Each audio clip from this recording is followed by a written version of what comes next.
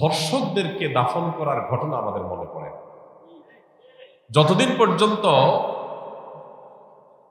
এই ধর্ষকদের জন্য কোরআন বর্ণিত সর্বোচ্চ শাস্তি মৃত্যুদণ্ড যতদিন পর্যন্ত বাস্তবায়ন না হবে, যারা ফাসাদ ফিল আরদ করছে, ইন্নামা জাযাউল লাযিনা ইউহারিবুনাল্লাহ ওয়া রাসূলাহু আন ইউকাত্তালু আও ইউসাল্লাবু আও তুকাত্তা আইদিহিম ওয়া আরজুলুহুম মিন খিলাফ আও ইউনফাউ মিনাল আরদ। এই শাস্তি যতক্ষণ পর্যন্ত বাস্তবায়ন না হবে, চরম শাস্তি দেওয়া না হবে এবং বিচারের যত ফাঁক ফোকর আছে এগুলো যতদিন বন্ধ করা না হবে ততদিন পর্যন্ত আসলে এগুলো বন্ধ হবে না। আমরা কখনো কাঁদবো, কিছুদিন কান্নাকাটি করি, আবার থেমে যাব, আরো কোনো আসিয়া কান্নার আওয়াজ আমাদের কানে আসবে, তখন আমরা আবার আনতে করে চলে যাব। এই দেশে শত সহস্র ঘটনা এরকম ঘটে, একের পর এক এই আসিয়াদেরকে আমরা দাফন করে চলে আসি, কিন্তু ধর্ষকদেরকে দাফন করার সৌভাগ্য বা সুযোগ আমাদের হয় নাই। কেন? ব্যভিচারের শাস্তি আল্লাহ তাআলা বলেছেন ওয়ালিয়াশহাদ আযাবাহুমা তাইফাতুম মিনাল মুমিনিন। ব্যভিচারের শাস্তি যে কার্যকর হবে এটা যেন প্রত্যক্ষভাবে হয়, মানুষের উপস্থিতিতে যেন হয়। কেন বলেছে? কারণ মাকাসিদুশ শরিয়া বা শরিয়ার উদ্দেশ্যই হলো মানুষের জীবন, সম্পদ, ঈমান, মানুষের পরিবার, এই সব কিছুর হেফাজত এবং সংরক্ষণ। এই জন্য শরিয়ত এসেছে। এই জন্য যেই অপরাধের শাস্তি প্রত্যক্ষ হলে সমাজ সোজা হয়ে যাবে, অপরাধীরা সোজা হয়ে যাবে, সেটাকে প্রত্যক্ষ করতে বলেছে শরীয়ত। সেটার বাস্তবায়ন যদি হয় তাহলে ইনশাআল্লাহ আসিয়াদের কান্না আর আমাদের শুনতে হবে না। মানব রচিত বিধিবিধান দিয়ে আজকে হয়তো একটা ফাঁক বন্ধ করবেন, কালকে আর 5টা ফাঁক তৈরি হবে। চিরতরে ফাঁক বন্ধ করা সম্ভব হয় না। ফাঁক ফোকর জন্য যদি বন্ধ করতে হয় যাতে করে অপরাধী কোনোভাবে পার না পায়, তাহলে আমাদেরকে অবশ্যই শরিয়া আইন বাস্তবায়ন করার দিকে যেতে হবে। কোনো মুসলমান যদি শরিয়ার আইন বাস্তবায়ন না চায় সে মুসলমানই না। আপনি যদি বলেন যে আমি শরিয়া চাই না, শরিয়া দ্বারা শাসিত হোক আমার দেশ বা আমি নিজে এটা চাই না, তাহলে আপনি নিজেকে মুসলমান দাবি করার কোনো নৈতিক অধিকার নাই। শরিয়া এটা শুধুমাত্র চুপ খাওয়ার জন্য আসে নাই। আপনি পারছেন না শরিয়া দ্বারা শাসিত হতে, অপরাধ বোধ আপনার মধ্যে আছে যে আমি পারতেছি না বা আমরা পারতেছি না, এটা একটা লেভেল পর্যন্ত চলে।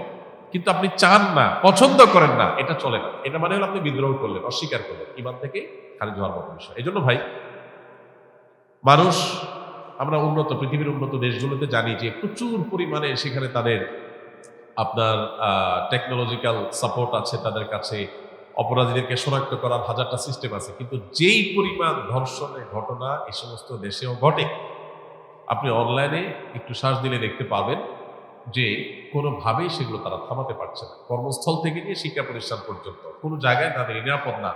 নারীর নিরাপত্তা নিশ্চিত করবার জন্য শুধুমাত্র ইসলামী শরিয়ার বাস্তবায়নই না, ইসলামী বিধিবিধান এবং ইসলামী যে লাইফস্টাইল সেটা ফলো করা জরুরি। আপনি পর্ন সাইটগুলো সব ওপেন রাখবেন, এই পর্ন সাইটগুলো সব ওপেন রেখে সমস্ত আজে বাজে আর্টিকেল, সমস্ত উপায় খোলা রাখবেন যেগুলো দিয়ে মানুষের মধ্যে যৌন আকাঙ্ক্ষা, পশুত্ব জেগে উঠে। এরকম হাজারটা রাস্তা খোলা রাখবেন।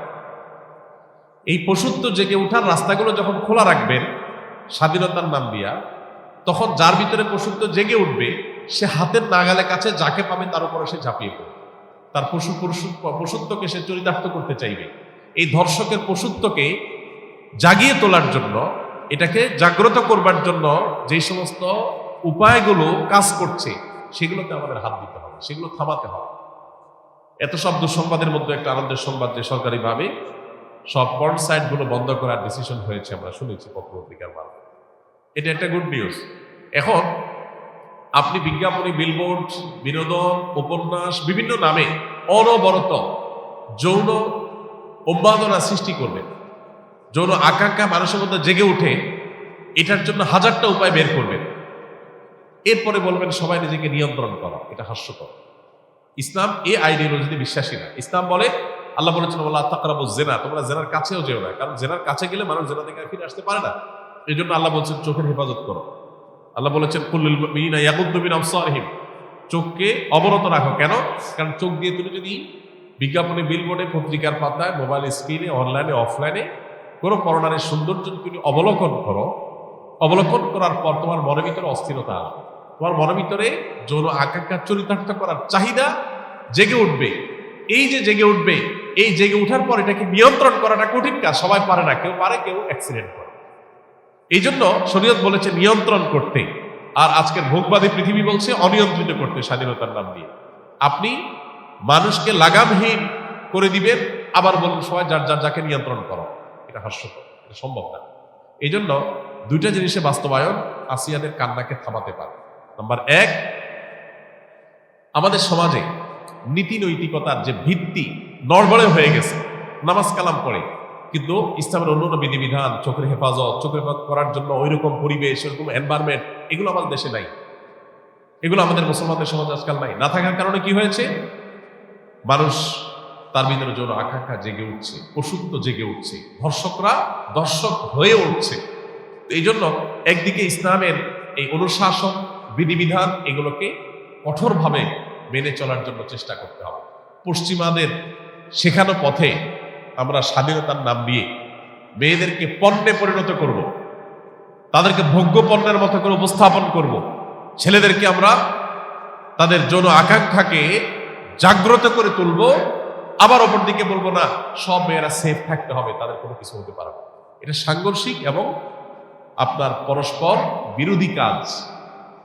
এজন্য একদিক থেকে ইসলামের অনুশাসন মানতে হবে, নীতি নৈতিকতা, এটা আমাদের সমাজে চর্চা বাড়াতে হবে। আর অপর দিকে এ ধরনের অপরাধকে সংগঠন করলে তার জন্য কোরআনের দেওয়া সর্বোচ্চ শাস্তি প্রকাশ্যে বাস্তবায়ন করতে হবে।